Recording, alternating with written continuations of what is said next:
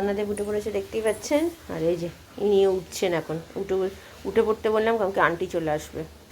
নমস্কার, নতুন একটা ভিডিও নিয়ে চলে আসলাম। উঠে পড়েছি, অনেকক্ষণ ফ্রেশ হয়ে গেছি। মাসি কাজ করছে, মাসি কাজ শেষের দিকে। এবার যাব রান্নাঘরে গিয়ে চা করব। আমার হাজব্যান্ডের শরীরটা ভালো আছে আগের তুলনায়, তো ঠান্ডা পড়েছে।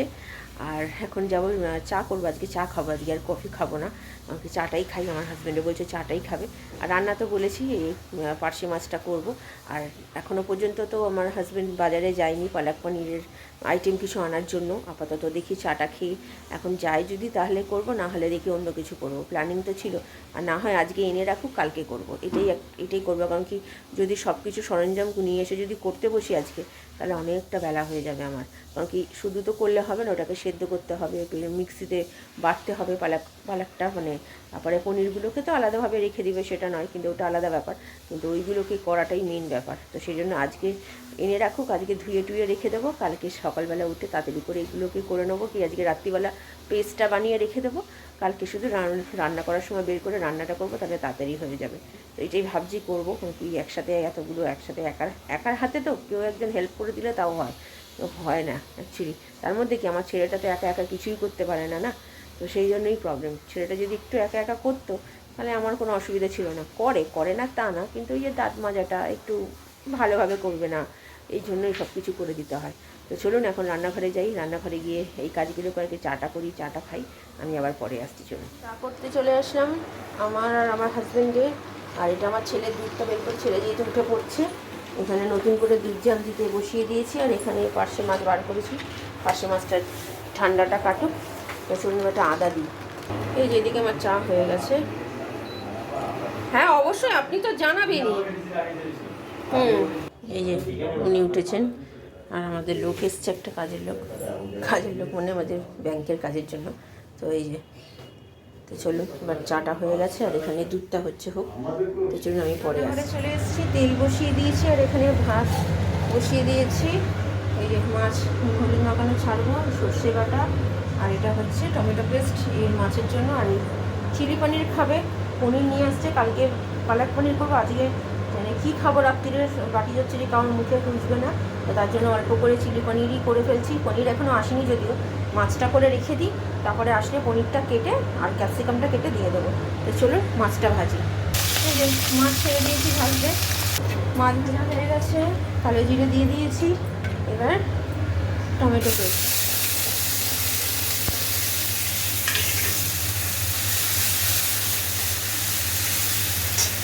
নুন দেবো, এবার নুন দিয়ে দিয়েছি।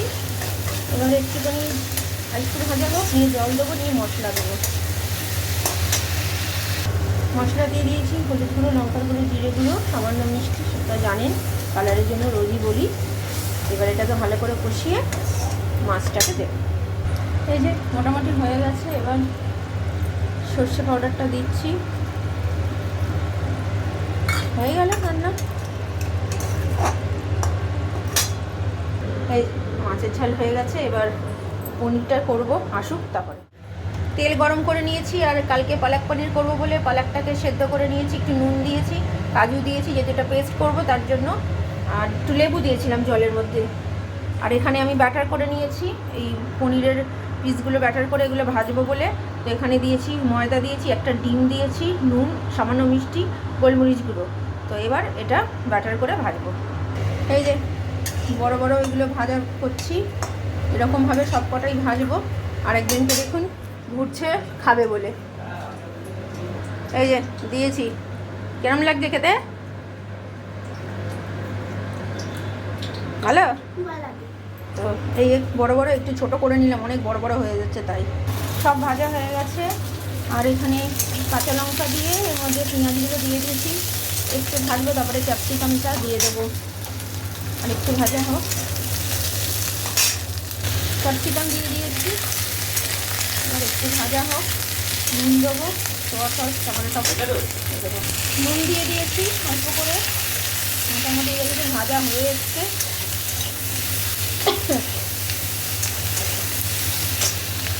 সব দিয়ে দিয়েছি, ভিনিগার দিয়েছি, soya sauce, chilli sauce, tomato sauce, চিনি দিয়েছি। এবার ভালো করে এটাকে করে নিয়ে একটু জল দিয়ে, আদা রসুনের পেস্টটা দেওয়া হয়নি, এই যে দিয়ে দিয়েছি, একটু জল দিয়েছি সামান্য, আর পনিরগুলো সব দিয়ে দিয়েছি, ভাজা পনিরগুলো। আর এই হচ্ছে কর্নফ্লাওয়ার,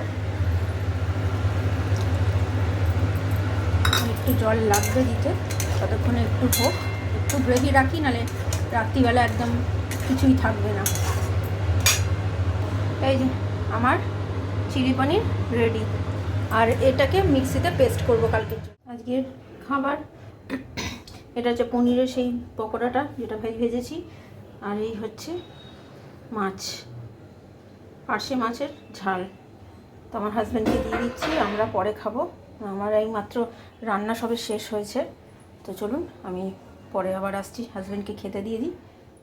এইগুলোকে পেস্ট করছি, কিছুটা খেপে খেপে করছি যেহেতু ছোটোটাতে করছি তাই। তো এর মধ্যে লঙ্কা দিয়েছি, কাজু তো এর সাথেই সেদ্ধ করা ছিল, আর এবার পেস্ট করি। এই যে হয়ে গেছে বাটা, এটা কালকে করব। তো ঠিক আছে চলুন পরে। গুড ইভিনিং, এখন 3:20 বাজে। তো খাওয়া দাওয়া সেরে একটু আগে উঠলাম, উঠে যা যা কাজ ছিল সব সারলাম। আজকে সকাল থেকে সেই যে কাজ শুরু করেছি, এখনও এসে এই জাস্ট বসলাম। মানে কালকের জন্য কিছু এগিয়ে রাখলাম, কালকে আবার পালাক পনির করব, তার জন্য একটুখানি পালাকটা করে রাখলাম। মানে একদিনে না একসাথে করতে গেলে অনেকটা টাইম লেগে যায়, তো সেই জন্য ভাবলাম যখন করছি, যখন সেদ্ধটা হয়ে গেছে বেটে রেখে দিই, মানে পেস্ট করে রেখে দিই, কালকে তাহলে সুবিধা হবে। তো মাসি আজকে তাড়াতাড়ি আসবে বলেছে, এখনও পর্যন্ত আসেনি, 3টে আসার কথা, এখন 3:30 বাজতে চললো, জানি না কখন আসবে। আর ছেলে তো সকালবেলা আন্টি কাছে পড়েছে, কাল বিকেলবেলাও আন্টি আছে, এখন আপাতত এখন মোবাইল নিয়ে একটু দেখছে। তো ঠিক আছে, আপাতত একটু শুই, রেস্ট নিই, আমি আবার পরে বিকেলে আসছি। আর দুপুরে খুব ভালো খেয়েছি, বড়াটা দিয়ে ভাত খেয়েছি, আর পার্শে মাছ দিয়ে ঝাল খুবই ভালো হয়েছে, আর আমাদের চিলি পনিরটাও খুবই সুন্দর হয়েছে। তো ঠিক আছে চলুন আমি আবার পরে আসছি। দিচ্ছে এই যে ছেলে সন্ধে দিচ্ছে, আর মাসি এখনও কাজ করছে। 6:15 বাজে, মাসি আজকে একটু দেরি করে এসছে, 5:30টায় এসছে। ঘরটার ওগুলো মুছছে, তো এই ঘরটা আগে মুছে বললাম ওই ঘরটা তারপরে করো, তো এখনও করছে। তো ঠিক আছে চলুন ছেলে সন্ধে দিক, ওর আন্টি যেহেতু চলে আসবে তাড়াতাড়ি, তো আমি আবার পরে আসছি। আর আপনাদেরকে বলছিলাম না মাছ, এই যে দুটো দেখছেন ছোটো ছোটো, এরকম ধরনের 4টে মাছ এনেছে নতুন। এই মাছগুলোর নাম কী বলে? চিকলেট।